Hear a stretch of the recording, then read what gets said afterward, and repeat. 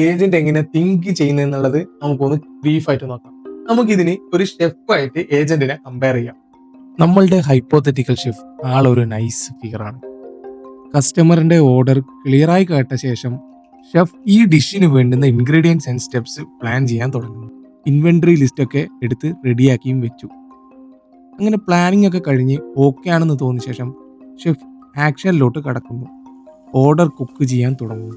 Cooking ഒക്കെ കഴിഞ്ഞ ശേഷം ഉണ്ടാക്കി വെച്ചത് വായിൽ വെക്കാൻ കൊള്ളുമോ എന്നറിയാൻ വേണ്ടി ഒരു സ്പൂൺ എടുത്ത് ആശാൻ സംഭവം ഒന്ന് ട്രയൽ അടിച്ച് നോക്കി. കുറച്ച് ഉപ്പിന്റെ കുറവുണ്ട്. ഉപ്പിട്ടിളക്കി വീണ്ടും ഒരു റൗണ്ട് ട്രയൽ. ആഹാ, പൊളി സാധനം. ഡിഷും കൊണ്ട് ഷെഫ് നേരെ കസ്റ്റമർക്ക് കൊണ്ടു കൊടുക്കുന്നു. റിയാലിറ്റിയിൽ ഒരുപക്ഷെ ഷെഫ് ഇതൊന്നും ചെയ്യില്ലായിരിക്കും. ബട്ട് ഞാൻ പറയാൻ വന്നത് ഇതാണ്. ഇവിടെ നമുക്കൊരു പാറ്റേൺ കാണാൻ പറ്റും.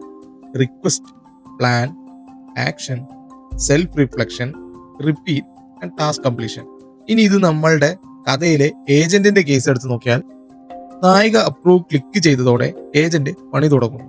ഫൈനൽ റിസൾട്ടിലേക്ക് എത്താൻ എന്തൊക്കെ സ്റ്റെപ്സ് ഉണ്ടെന്ന് പ്ലാൻ ആക്കുന്നു. അതിൽ സ്റ്റോർസ് എന്തൊക്കെ വേണമെന്ന് നോക്കണം, എന്തൊക്കെ ഇൻഗ്രീഡിയൻസ് ബുക്ക് ചെയ്യണമെന്ന് നോക്കണം. ഇതൊക്കെ ഈ പ്ലാൻ സ്റ്റേജിൽ നടക്കുന്നു. ആക്ഷൻ സ്റ്റേജിൽ പ്ലാനിലെ ഓരോ സ്റ്റെപ്സും എക്സിക്യൂട്ട് ചെയ്യാൻ തുടങ്ങുന്നു.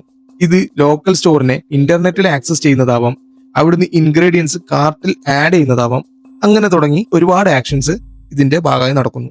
സെൽഫ് റിഫ്ലക്ഷൻ സ്റ്റേജിൽ പ്ലാനിൽ പറഞ്ഞിരിക്കുന്നതൊക്കെ തന്നെയാണോ ആക്ഷൻ എടുത്തിരിക്കുന്നത് എന്ന് ഉറപ്പുവരുത്തുന്നു.